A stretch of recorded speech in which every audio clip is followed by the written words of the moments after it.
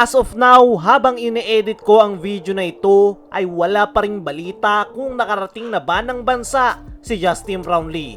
Ang huling balita na ating nasagap ay mismong si Coach Tim Cone ang nagsabi na no show o wala pa si Justin Brownlee sa first team practice ng Gilas Pilipinas. At sa ngayon nga mga chong ay ang day 3 ng preparation ng ating national team this upcoming window. Pero ano nga ba ang nangyari kay Justin Brownlee?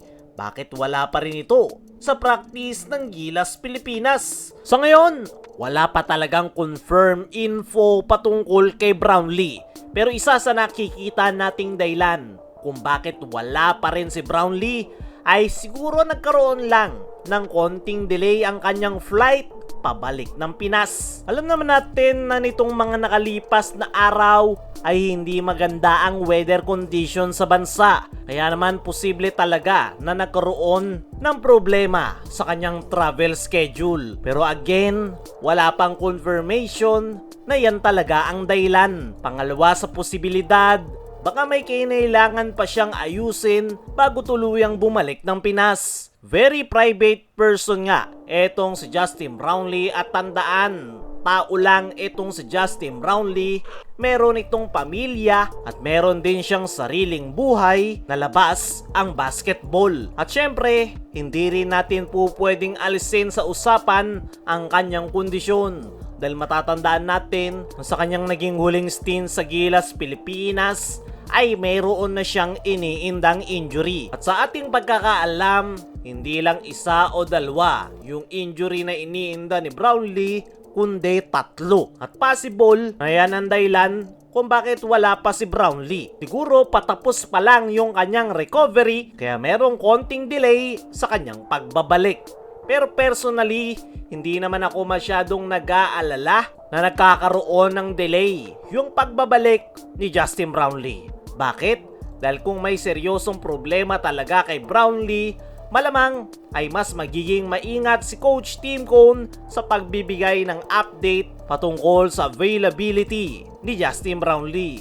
At tandaan natin, si Coach Tim Cone ang isa sa mga taong direktang may communication kay Brownlee, kaya naman mas alam niya kung ano talaga ang sitwasyon ng ating naturalized player. At isa pa, hindi na rin bago kay Brownlee na magkaroon ng konting delay sa kanyang pagbabalik ng Pinas. Ilang beses na itong nangyari noon, pero sa huli, nakakabalik naman siya at nakakasama pa rin sa Gilas at Ginebra. Kaya sa ngayon mga chong, wag muna kayong mataranta. Walang confirmation na may malaking problema kay Justin Brownlee. Ang pinakamaganda nating gawin ay hintayin ang official update mula sa Gilas coaching staff o mismong kay Coach Tim Cone. Dahil posibleng simpleng travel delay lang talaga ito, pero hindi rin natin masisisi yung ilang mga fans na nag-aalala dahil napaka-importante ng presence ni Justin Brownlee sa Gilas Pilipinas, lalong-lalo na ngayong window kung saan kailangan na kailangan ng ating national team na maipanalo ang lahat ng kanilang mga natitirang laro para sa pag-asa na mag-qualify sa FIBA World Cup. Pero gaya nga ng sabi natin kanina, huwag mag-alala yung mga fans ni Justin Brownlee dahil darating at darating pa rin ito ng Pinas. Madelay man yung kanyang pagbabalik ay wala naman magiging masyadong problema yan sa Gilas Pilipinas dahil alam ni Brownlee kung ano yung kanyang gagawin dahil kabisado niya yung sistema ni Coach Tim. Meron na rin silang solid team chemistry kasama ng mga Gilas players.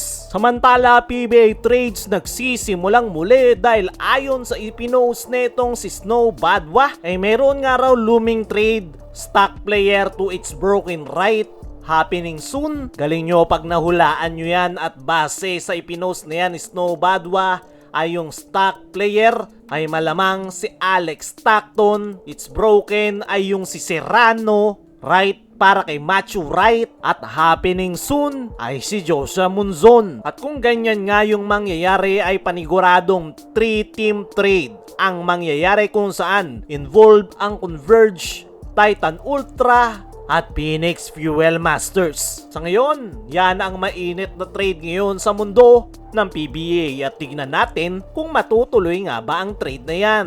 Kayo mga chong, ano ang masasabi nyo sa trade hint ni Snowbadwa? Ano rin yung masasabi nyo sa posibleng dahilan kung bakit na-delay ang pagbalik ni Brownlee ng Pinas? Comment mo lang dyan sa ibaba.